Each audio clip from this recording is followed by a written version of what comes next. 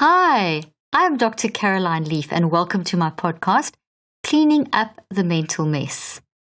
In today's podcast, I'm going to be talking about over-explaining and oversharing, why we do this, what this does to our brain and our body, and how we can control this, and where it comes from. What is the root of why we do this? I recently put up a post about this and the response was phenomenal and everyone was asking for a podcast, so here is the podcast to help you. But before we begin, I want to remind you about my mental health retreat that is running this December, 2nd through the 4th of December in Dallas, Texas. It is really an important conference because this is where you can really understand what mental health is, that it's not a brain disease, that it's actually that mental health is something we all battle with, and that adverse circumstances create these responses in our mind, brain, and body. And we need to be able to tune into those signals from our mind, brain, and body that are telling us, hey, your life's out of whack. There's something that's going on in your life that you need to manage, and it manifests in these signals. So this retreat is a really practical way to help you understand how to tune into those signals with your wise mind and how to really dig down deep and understand how you've interpreted that and what is the thought that you created from the experience and what was the actual experience, what was the root, and how to deconstruct and reconstruct that. We're going to talk about that in terms of anxiety, in terms of trauma, in terms of dealing with the things that we do to actually sort of cope with this coping mechanism, trauma responses, shock absorbing, all kinds of practical things. And what's also great is that we give CMEs and CEUs, so you can register separately for that. And that's separate from the conference price, but you can get 8 CMEs and CEUs, which is really helpful to help your mental health, and you can get some points for your professional points as well. And it's going to be practical, hands-on. I'm going to be signing books there, connecting with you. There's a special VIP event on the Thursday night. I've got incredible special guests. One that I've already shared with you is my good friend Michelle Williams, who's going to be talking about depression and unpacking what that did in her life. And we're going to talk about how to use the Neurocycle, how she used the Neurocycle to help her manage depression. So lots of stuff. So join me at the conference. The link will be in the show notes. Go and register, and I look forward to meeting you there. One more thing before we begin. This podcast is for educational purposes, and it's not medical advice. If you need medical advice, please contact the appropriate medical professional. And now, back to today's podcast, or onto today's podcast. Okay, so I'm going to start by reading you the post that I put up recently about over-explaining. And as I said, the response was huge. And so I decided that it was, this is something that I battle with, and it's something that we need to talk about. So let me read the post first. So over-explaining is a common trauma response for those who are often made to feel at fault at some age in your life, whether it was as a child or an adult.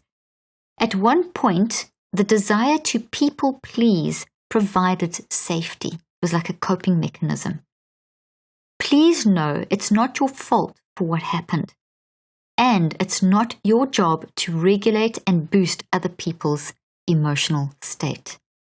Okay, so let's take that, unpack it, and define it and give you tips for managing it. Okay, so it's a common trauma response. Over-explaining is a common trauma response to something that's happened. We need to be trauma-informed.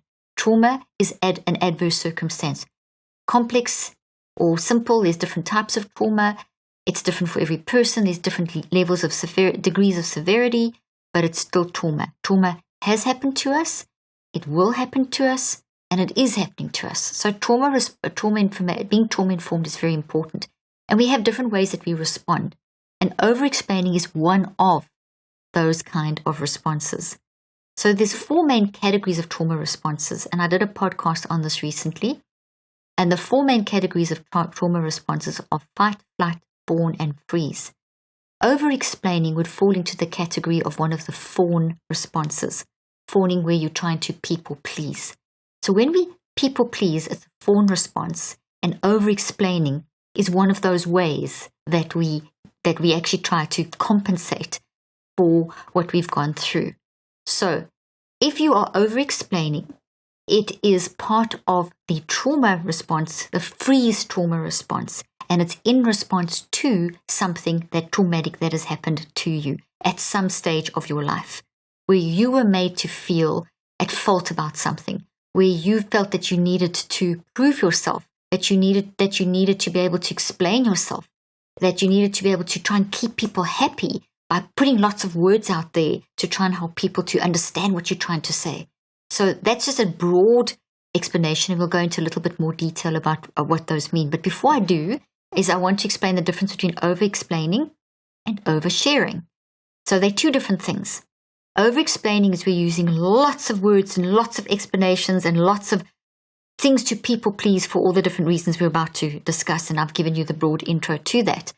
Oversharing is where you're telling a lot of too much personal stuff, and you're not judging who you're casting those pearls of wisdom on. So, for example, like posting too many private things on social media, or you don't really know someone, you just met someone and you're giving them like a lot of personal detail, and that's oversharing. So they're different, but they both come from a place of toxicity and trauma.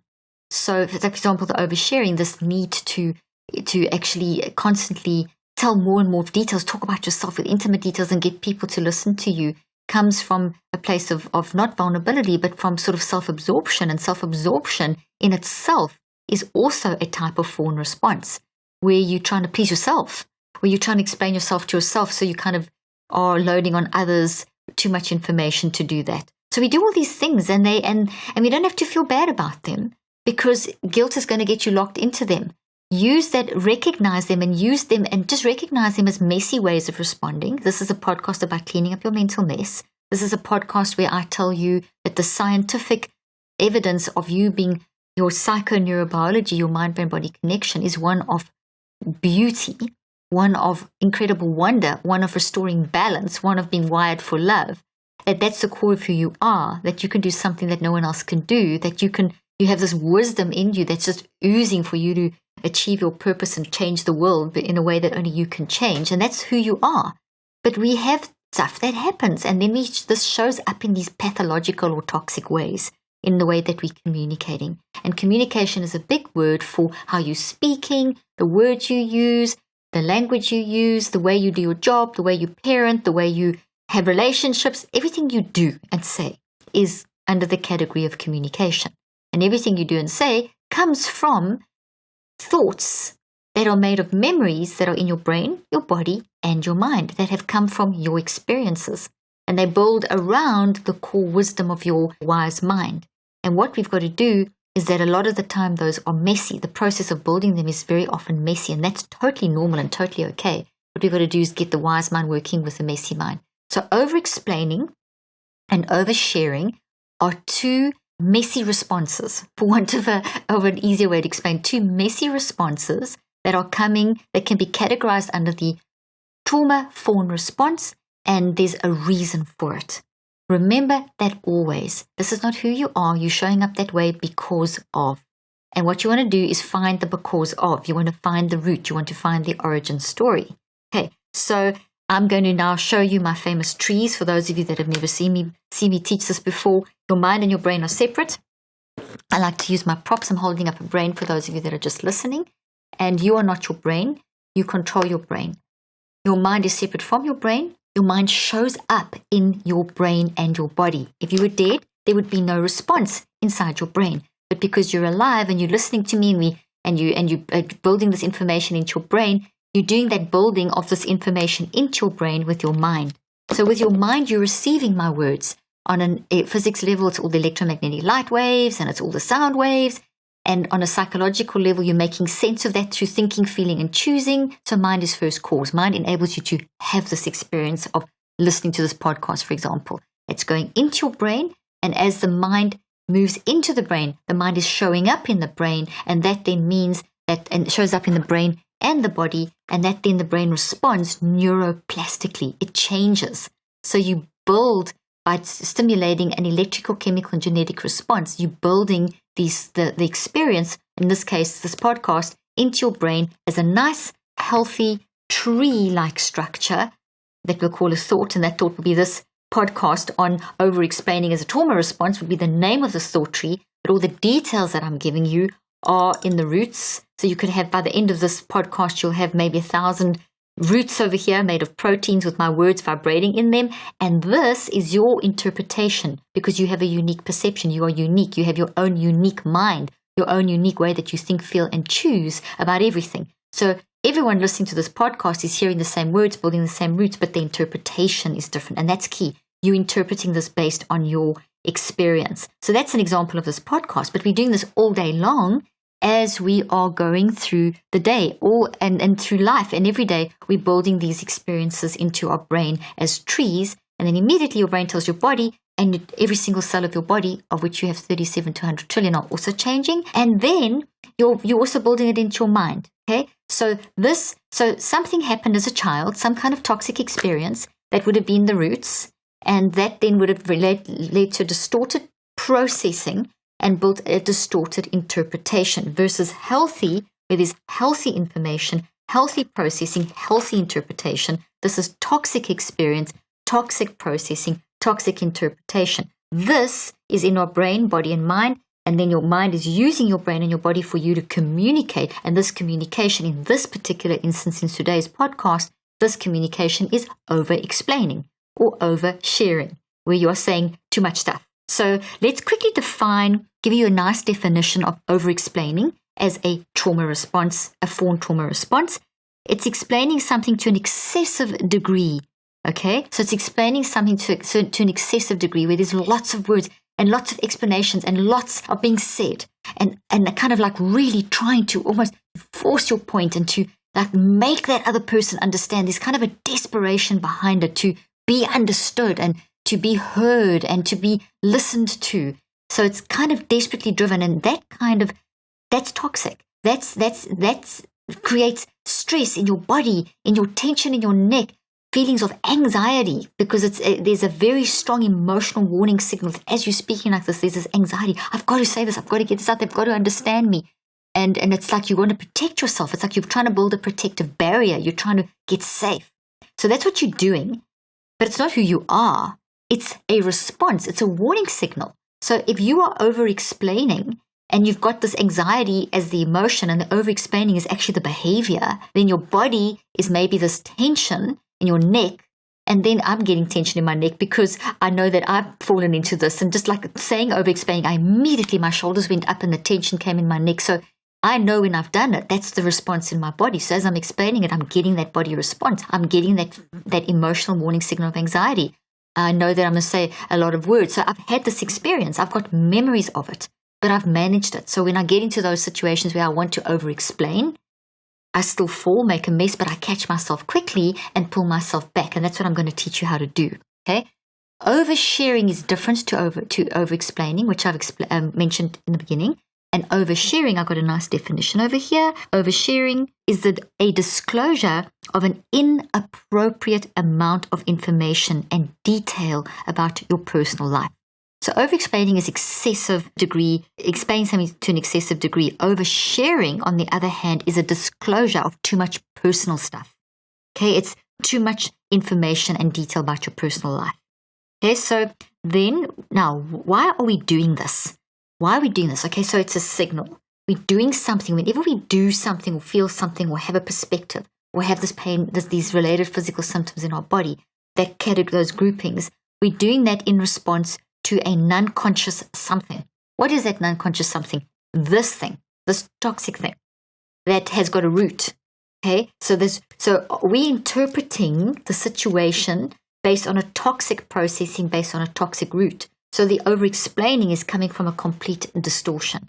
The only way to fix this is to look at the over-explaining and become a thought detective, and to go back to ground zero, become a thought detective, to very objectively stand back and observe yourself and actually look at the pattern of over-explaining. Go from the pattern to the signals, and from the signals, that'll take you to the thought tree. Then you start the process of deconstructing and reconstructing this thought tree. And this is all the neurocycle. Okay? So it's the deconstruction process where you're deconstructing the thought tree. Okay, and you're going from the interpretation, which is toxic, to the incorrect processing, to the root. And you do that through the 5 steps: the gather, reflect, write, recheck, and active reach daily, and it's going to take you 63 days to find that root. Okay, 21 days more or less will reveal most of the root, but then you've got this healthy new thought at day 21. So you've taken this, you've upended it, deconstructed it, you've built this, but it's tiny. And if you don't grow this, you're going to go back to over-explaining, which is people-pleasing. It's basically a form of people-pleasing, which is part of that fawn response. So fawn response, trauma-fawn response, people-pleasing, over-explaining, oversharing. Okay, so at day 21, you would have found this, but then you've got to stabilize that. So you've got to spend another 42 days, 5 minutes a day, turning this into growing this, making this strong, giving it energy so it gets big, because it's got to compete with all those other thoughts in your brain. And if it's not strong, you can't use it. It becomes a memory that's like stuck. So you have to grow it. Otherwise, it'll just stay like this little pygmy, this little tiny little thing. Okay, you have to grow it. And you grow that by spending the five minutes a day, doing the 5 steps over another 42 days. And at day 63, it's grown. So at day 21, it looks like this. At day 42, it looks like this. And at day 63, it looks like this. So it's beautiful and strong and healthy. And it's become automatized. So it's in your non-conscious mind, super intelligent. So when you need it, you can draw on it, okay? So that over-explaining reason why you were over-explaining, you'll remember why you over-explained, but now you know how to recognize it immediately. You'll be 80% more. You've got this. You are 80% more effective to recognize, oops, I'm making a mess. I'm over-explaining. I'm saying too much. People are reacting negatively. And boom, this comes up. As you do that, this comes up, enables you to say that, and you can stop yourself and you can correct yourself. And you can come back into that space of peace in the midst of chaos. So important for keeping mental health on track and keeping our mind on track. There's enough to deal with without having to add to our burdens. And over-explaining really does make your life difficult. So this is why it's just so important that we deal with our over-explaining. Okay, so basically, and I'm just going to read you a summary of what I've just said. We do this in response to non-consciously trying to control the signal of anxiety. So the over-explaining makes us feel anxious because you are over-explaining. That's the behavior. That's what you're doing. And then that is going to go hand in hand with the emotion of anxiety, which is going to go hand in hand with feeling bad about yourself, perspective, which is perspective. So you feel bad about yourself and shame and guilt and I'm not good enough and whatever. And then you're going to have the bodily symptoms, okay? So we do this, we have a situation that triggers us. Someone maybe is gaslighting us or someone says something that triggers us.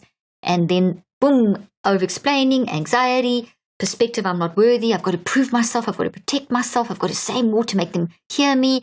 So that's the perspective. And then, oh, my body's like tension in your neck or whatever it may be. And so as soon as that happens, that's what's happening. You are trying to compensate for all of those. But if you keep doing it, you actually make it worse. So if you keep on doing that and then you shove that back down and you do the over-explaining and the people-pleasing and whatever, and then the situation ends and you did it and you don't do anything about it, in other words, you stay in the mess, you feel awful. And then it goes down even stronger than before, and then another situation happens, you do it again, another situation. So whatever you practice the most, it's getting too much energy. And so it becomes a very dominant driving force inside of you. And then that may feel like, oh, well, that's who I am. That's just what I do. It's my personality. It's my personality type. Those are some of the questions we received. Isn't it just my personality? Is it my personality type? Guys, everything about you, and you're not a type. You're unique. You're not a category. There's no one like you. And everything about you is phenomenal. You are phenomenal. So therefore, everything that's going to come out of you is healthy. So if something toxic is coming out, pathological in your communication, like the over-explaining and making you feel awful in the ways I've described, that's not part of your personality. I don't believe in personality types. I teach on this in identity. You are your own category. No one can compete with you. When you recognize that, you don't have to compete with anyone else. And that takes so much burden off us. Okay, so maybe go listen to that podcast on identity just to understand this concept, and I'll be doing more on it. So essentially, what I want you to get here is that that's not a personality type, okay? This is a response that needs to be checked. It needs to be deconstructed, okay? So also, this takes up a lot of mental energy. It's exhausting. When you've done some people-pleasing and some over-explaining afterwards, you just kind of feel so drained. And if you don't sort it out, you go to bed that night and it affects your falling asleep and it affects your REM sleep. which is your dream sleep, which is where you're trying to sort things out.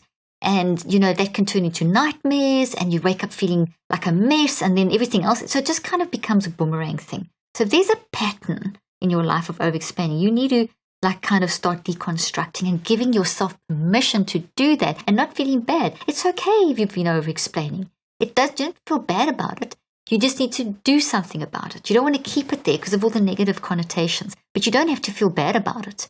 I mean, I personally have done this and still do this, but now I'm 80% more effective in catching myself. In fact, I'm improving all the time. I think I've gone beyond the 80% mark. But I show with my research that when you manage your mind by checking out your patterns and your signals and getting to that thought and deconstructing and reconstructing, which is what the neurocycle is all about. It's all about helping you recognize the patterns, to read the signals, to tune into the thought, to deconstruct and reconstruct the thought, and to build that healthy new thought and then to grow it into that beautiful new pattern in those cycles of 63 days. I know it sounds like a lot of work, but guys, your mind's always working anyway. So it doesn't ever switch off. Your mind never stops for a second. It goes 24/7. During the day, it's non-conscious and conscious and subconscious working. At nighttime, just non-conscious.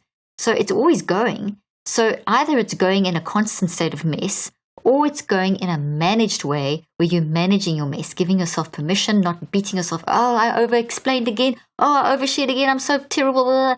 That's just going to make things worse. Just say, oh gosh, okay, I over-explained. I can see people's reactions. I don't feel good. I can see my own reactions. What am I going to do about this? Okay. Now, let's quickly talk about why we do this, and then I'll give you the technique for fixing it up. So why do we do this? Okay, over-explaining. You might be doing this to make you feel safe.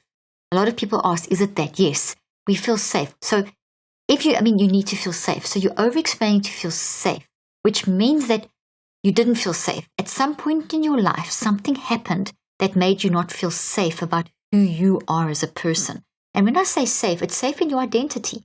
Like, I'm Caroline, and I need to feel safe with who I am. So no matter what people say or do to me, I need to feel safe in who I know who I am so I can stand up for myself and stand up to them. But if I'm feeling the need to explain myself constantly and almost justify why I'm saying it and make sure people understand, kind of force that on them, I don't feel safe. I'm feeling like I need to protect myself. So I'm feeling in a vulnerable state. So it comes from that point of not feeling safe. So you have to ask yourself, why don't I feel safe? What am I not feeling safe about? Is it me as a person? Is it me physically? Is it that if I say enough, I can protect myself physically, I can protect myself mentally, or a combination? Where did that come from? And that's what the neurocycle will help you do. It will help you look at those signals and then unpack as you gather the signals. And as you start reflecting on each signal, you can see the processing. And that can take you, oh, I'm doing this because that happened. When that happened, I felt like the only way that I felt unsafe, that because what I do is not good enough. People don't see me. I have to explain to make people understand me. Or you don't feel heard. You didn't feel heard. Or you needed to people please to keep someone in your environment happy so that you could keep the peace. And it became it's a coping mechanism. So you did that as a sort of coping mechanism. So generally, you might be doing this to keep yourself feeling safe because you have a toxic thought tree of which the root system is some sort of abusive relationship at some age. The only way you coped at that time was this fawning type trauma response of people pleasing and over-explaining. But it's not a sustainable thing. Anything toxic was in the moment a coping mechanism, but it's not sustainable. And we see that unsustainability in the changes in our emotions, our behaviors, our bodily symptoms, and our perspectives. And those form these patterns that disrupt our life and stop us achieving our goals and so on. Okay, so basically, I said as well here is that the only way you coped at that time was this fawning type trauma response, which are no longer sustainable. This has affected your ability to almost trust yourself. Okay, now I've got a fly flying around here. So this has affected your ability to trust yourself, okay, and to believe that others don't trust you. You might also slip into over-explaining if you have been gaslit. Anyone here, and I'm sure everyone's had an experience of being gaslit at some point in their life, and maybe some of you are getting it a lot. And it's terrible if it's from someone that's close to you, that you love and respect. And it doesn't mean they don't love you, but because gaslighting is also a trauma response. It is people that are broken, that are using that brokenness and communicating in a pathological way that is affecting others. But if you're on the other side of it, it very often could be that you have slipped into over-explaining because you've been gaslit, which makes you feel that you have to say a lot and in as many different ways as possible in order to make sure that the person gaslighting you cannot distort your words and turn them on you and manipulate you. So you feel you have to be so clear. You explain it this way, you explain it that way, and you explain it this way, and you explain it that way, so that you can be absolutely sure that that person's not going to turn your words, that they know exactly what you're saying, that they've got it, that you've seen their gaslighting, and you're going to make sure that they are going to not turn those words on you. So let me read that sentence to you. You might slip into this if you have been gaslit, which makes you feel that you have a lot. You have to say a lot, and in as many different ways as you can, so that the person gaslighting you can't distort your words and make you look bad by using your words against you. So you want to make sure that they have your words. Okay. It could also be that you have to make people understand where you're coming from to give. So I'm coming from this. So you're kind of giving this prefacing comment that to like say, listen to me. I'm coming from this angle. This is important. So once again, it's coming from that's almost like you don't trust yourself, or you don't feel like you've been heard, because maybe as a child that happened, or in a relationship as an adolescent, or in a marriage, or in a workplace. So you've compensated for a repeated time when you weren't really listened to, and you kind of had to, it was maybe an aggressive relationship towards you that you didn't feel heard. So you're trying to be heard, and you're trying to keep safe, and you're trying to keep peace. You're giving a prefacing comment as a protective barrier. This is what one person asked in the comments, is that they kind of give this prefacing comment as like a protective barrier that, hey, listen to me, I'm saying this because, so almost like insulating and saying that I'm doing this because of. So if they say attack your words that you say, you've prefaced it with some kind of over-explaining thing to say, I'm saying this because of, instead of having confidence in what you're saying. It's almost like you have to explain why you're saying what you're saying as a protective barrier to justify and support what you're saying, to protect yourself. Once again, you're not feeling safe. Okay? And there's a reason why you're not feeling safe. You want people to see your reasoning. You want to make sure that they see, I'm doing this because of this, because of this, because of this. So you kind of justifying yourself for acceptance of who you are. So you're justifying yourself for acceptance of who you are and how you think. You don't have to justify who you are and how you think. You can make a mess and tell people, sorry, I made a mess. I wasn't thinking clearly. But you don't have to justify. But that's the whole thing. In over-explaining, you've got these patterns that you may have to spend a full 63 days, starting with just identity, that you don't have to justify, that you're amazing, that whatever comes out of your mouth, if it's a mess, you can correct it. It doesn't matter. That coming out of your mouth is not who you are. That the majority of who you are is this phenomenal person and life has happened. You may have to spend 63 days working on your identity, doing a full-on identity check in order to deal with this over-explaining, because it has really tapped into your identity where if you don't feel safe, you don't feel you are safe. It doesn't mean you feel like you aren't important. And if that goes, it's very, very hard to sort of deal with anything. And that can, as I said, and then the over-explaining is one of those ways of trying to make yourself feel safe. You're trying to force people to say, hey, I'm actually okay. Listen to this. You can tell me I'm okay. If you listen to my words, you'll hear I'm okay. I'm a good person. I can do this. I'm valuable. Okay, that's what you are asking for. But why are you asking that? Why are you needing to do that? Something happened. You've got to find that and deconstruct it. You can't change what's happened to you, but you can change how it plays out in you so that you don't have to keep doing this, or you can catch yourself quickly when you are. So it could be you could be trying to keep the peace. An adult made you feel that everything's your fault. You may have grown up in an environment where as a child you had adults in your life that were making you feel like what they did wrong, it's your fault. You made me sad. You made me this. So you may have grown up and gone into a marriage like that. You may have a teacher at school. You may have a religious leader. You may have a cultural situation where you've always felt like you are the odd one and whatever, and everything's your fault. Something has happened that there's been one thing after another. That's not someone who makes you feel that it's your fault. That in itself is their toxic response coming from their trauma. So there's a root to them blaming you, and you've got to recognize anything toxic that happens to you, like gaslighting, like narcissistic type behaviors, like blaming you for stuff. It's not the truth. It's them coming from their pain. And if you absorb that and believe it affects you, and then you're trying to compensate. So it does start, as I said, with this almost like a 63-day cycle. Not almost, it is a 63-day cycle, starting with your identity. understanding that that's not who you are. What people are making you feel, that's bad about you, that makes you feel bad about yourself, that's not who you are. And it's coming from their toxic responses and their traumas. That's where their toxic responses are coming from. So you kind of have to separate them out, create the barriers, and get yourself healthy and strong so that you don't feel the need to do this fawning response. One thing I just want to say, there's two other reasons why people over-explain besides this toxic trauma root, and that is that there could be something like a TBI, that you've had a traumatic brain injury or chronic traumatic encephalopathy from sports injuries, which damages parts of your brain. So therefore, your mind is using a brain that's damaged, and it can take a bit of time for that damage to heal, and that can affect your word finding. So therefore, you can do things like speaking out loud, and it comes out in this, like a long, jumble, kind of circular reasoning kind of mess, and the kind of last part of what you're saying is what you meant, but everything up to this last part is all the thinking that was actually supposed to happen quietly in your head, but it came out. And I saw this so much with my patients that had traumatic brain injuries and CTE, that they would think out loud. And thinking, as we know, is a process. If you're working something out, you go back and forward and up and down. And if that comes out at someone else, it's like overwhelming. And so that's one of the things. And then the other thing is, you could also be someone who likes to talk a lot.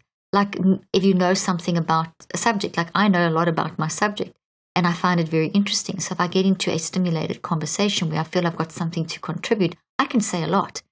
And sometimes I say too much, and it's just tiring for other people. So I have to use my neurocycle to recognize, to self-regulate and read when people are getting tired. Like my husband will tell me straight, and my kids will tell me straight, Mom, over-explaining, too much information, stop. So family and friends are great that know you, but you might be in polite, company that don't really know you, so they just let you talk on. So watch for the eyes, watch for people kind of zoning out, and then you know that you've kind of said too much and you need to stop. Okay, so just very quickly a little bit about the oversharing, which is basically where you're sharing too much of your own details. This is very often a misguided attempt to get sympathy. So you're telling lots and lots of stuff because you want to get sympathy, because you're very self-absorbed, which in itself is a toxic response. So trying to get sympathy, there's a need in you that hasn't been met. So it also needs attention. You need to find the root. Why are you oversharing your personal stuff? Why do you feel like you need sympathy?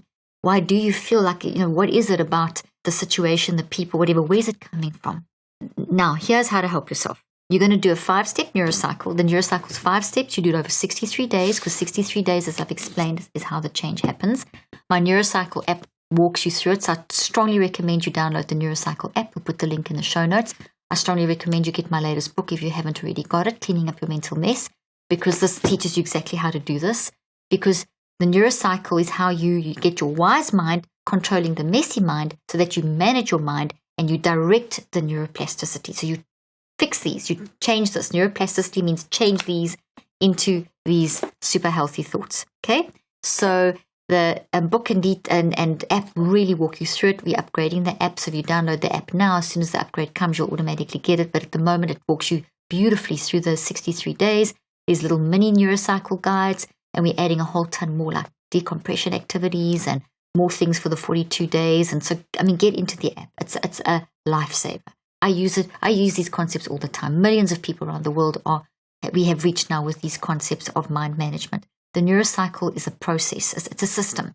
It's a system for that you can put any technique into that for how you manage your mind and how you increase, which means that you're going to increase your ability to self-regulate. Okay, so how do you manage the fawning response of over-explaining, which is falling under the category of people-pleasing?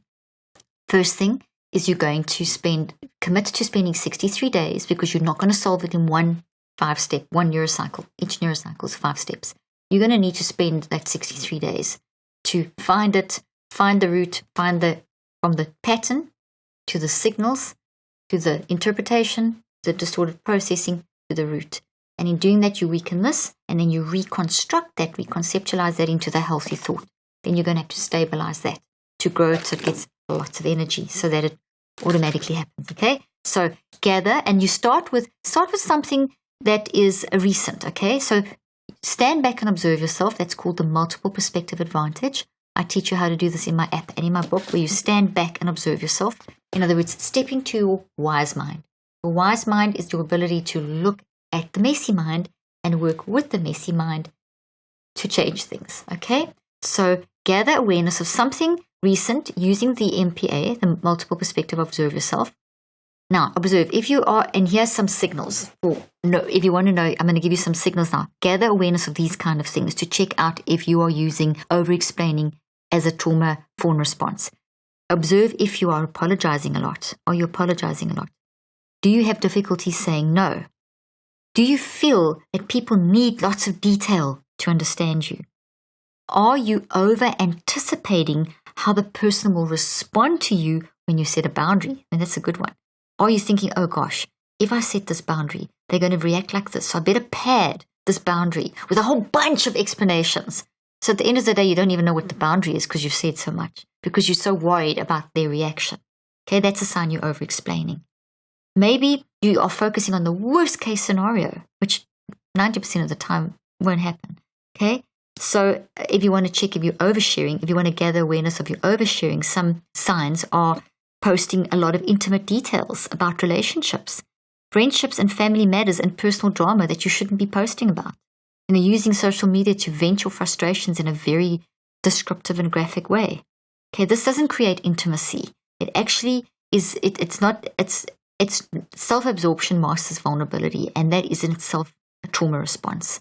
So you don't have to feel bad about it. You just have to do something about it. Please always remember everything I say. I'm not trying to make you feel bad. I'm trying to make you feel empowered and have agency that this is okay. If you're doing that, if you're oversharing because you are self-absorbed because you're vulnerable, okay, now you know. Now you can do something. Okay, so look for the signs, gather awareness of those patterns, and then reflect on that. So now you've gathered awareness of the patterns. Now you're going to go to your interpretation. You're going to start reflecting on the second step on why are you doing this? Why are you interpreting it like this? What is this thinking going on? Ask, answer, discuss. Then write that down. And when you write that down, write in a metacog, which really looks like a tree. And it's so good because it kind of mirrors the structure of the brain of how thoughts are formed, and it helps you to go multidimensional.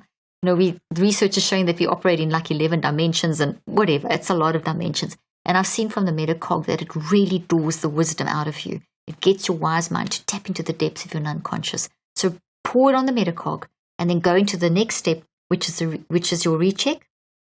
And your recheck is going to be to make sense of what you have written onto your metacog. So there's a lot on your metacog. Okay, so let me see if I've got all the questions. Yes. Okay, so when you recheck, you want to now make sense of what you've written. So you've got all these signals. You've asked, answered, and discussed why. And you're seeing, okay, the safety, there's definitely a safety issue here, and it's coming from X, Y, and Z. Now, you're not going to achieve that all on day one. Guys, it's going to take you a full 21 days, 15 to 45 minutes. That's all you spend on this. If you rush this, you're just going to keep on having the narrative of, oh, I'm over-explaining, and I don't know how to stop.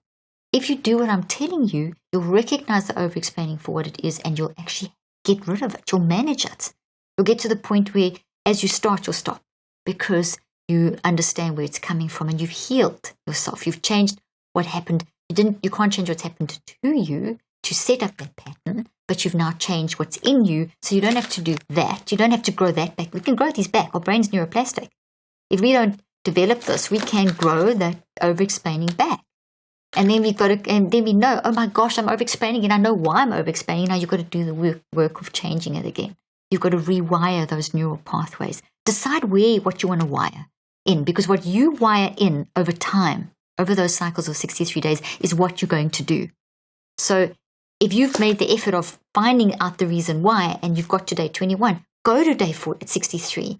Otherwise, you're going to land back rebuilding that, and you don't want to waste that kind of time and then have to do it again. So it's not worth it, okay? So the recheck is now going to look at what you've written and look at so you're taking right down to the root cause, and you're looking at what were the triggers, what were the certain patterns, what started that, what set you off now to go into that over-explaining. And so you're shaping what you've written, and you're reconceptualizing it. You're looking at it differently. Okay, so I was always, for example, you are not safe because as a child, someone always blamed you for everything. So the only way you could keep the peace was to people please and to say a lot. And that overcompensation led to the over-explaining. And so you see this over a period of 21 days, So each day you're getting a little bit more insight. And so the reconceptualizing step is always where you're trying to shift it and say, okay, but that's not the truth. I am incredible. That's where that came from, but they're coming from that response. So let me say that differently. I don't have to over-explain. That's the sort of language you would use, and you would get a few little statements out of that. And that would then lead you into the fifth step, which is the active reach. So here's some actions that you can take. And these, I'm telling you these in like this one podcast, but these are things you're going to do over the 63-day period. And these are just a few things you can build in your own. So some of the active reaches you can do are be patient with yourself. Train yourself. You might have to spend a full 63 days just saying, hey, be patient with yourself. Don't get mad at yourself when you fall, when you make mistakes. Celebrate. You can do this also by celebrating the moment when you do set a boundary. So be patient with yourself is one of the first active reaches. Then one of the second active reaches is celebrate yourself when you actually do set a boundary. So when you stop yourself over-explaining and just like say only a little bit, and you stop. No matter what that person does, you've set a boundary. You've said enough. And it's hard and your heart's beating and you want to say more, but you zip your lip. Celebrate those moments. Remember them. Write them down onto your Metacog in your Neurocycle journal. All of that I explain beautifully in my book, Cleaning Up Your Mental Mess, and the Neurocycle app. Okay? And then celebrate the moment when you set a boundary without chronicling your reasoning in painstaking detail. So you set a boundary. What did I write? You're chronicling your reasoning in painstaking detail. You didn't do that. Celebrate it. You didn't go through this exhausting long chronicle of why you're doing what you're doing. Celebrate the short, sweet short, sweet sentence that you used. Learn to sit with the discomfort of disappointing others. That's a challenging one. You're going to disappoint others because others, we all interact. We all have these relationships where we are using each other regardless. We're there to enhance each other. But when we're in a toxic state, sometimes we are feeding incorrectly off each other. And when you stand up and you recognize that, because over-explaining is telling you that there's not a very healthy relationship going on here, and then you stop, they're going to be disappointed with you. Don't think that disappointment is something that you've done that's bad. If you've done something that's protecting your mental health, don't let that disappointment get you. It's hard, but be comfortable sitting with them being disappointed with you. Don't go and try and make the disappointment go away by over-explaining. Don't fall back into that pattern. Okay, so train yourself. Tell yourself, maybe do 63 days. I will sit with the discomfort. I can do this. I can sit with it and practice it. Get discomfort in a situation and be aware. Be very, very aware. I'm feeling like this. These are my signals. Do a quick little 5-step. I'm feeling like this. Gather awareness. Reflect on it. Write it down. So you can do a quick 5-step within the 63 days. You can do multiple 5 steps in those situations. So you can use the short version while you're working on the long version. Okay. Remember, you cannot please everyone. And the one person you should always make priority is yourself. Okay, next active reach. Give yourself permission to feel whatever feelings surface when you say no. No is a sentence. Okay? And when you say no, lots of feelings are going to surface. So do a quick neurocycle within the neurocycle. Gather awareness of yourself, of those feelings and your bodily responses. Give yourself permission. Reflect, I'm doing this because I'm going through this healing process. You can maybe write it down. This is how I feel. Recheck it by saying, hey, this is okay. This is part of this process. I've got to be comfortable with all these feelings. And active reach, force yourself to be comfortable. Say, I am comfortable. I'm going to be comfortable. And I'm going to sit there and let those feelings wash over you and move on. Okay, and that takes practice. Okay, and then the next thing, remind yourself of times you did assert a boundary and things weren't as bad as you expected them to be. How many times do we think, it's going to be so bad? And we do assert the boundary, and there is a bit of a reaction, but then it's not as bad as you expected.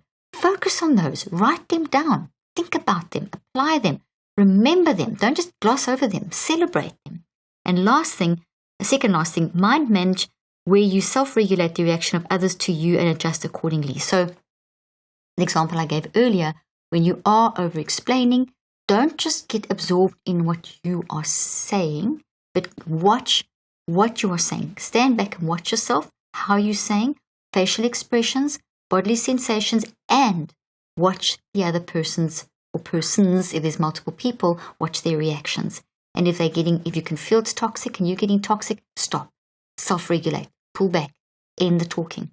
And last thing, if you're thinking out loud, like that example I gave of someone who maybe has a traumatic brain injury, a CTE, and that's part of it, you can actually train yourself through the neurocycle with brain building, and there's a whole section in the book on brain building, to train yourself. That's what I would do with my patients. I would teach them how to think, to go through the process of thinking out instead of out loud in their head.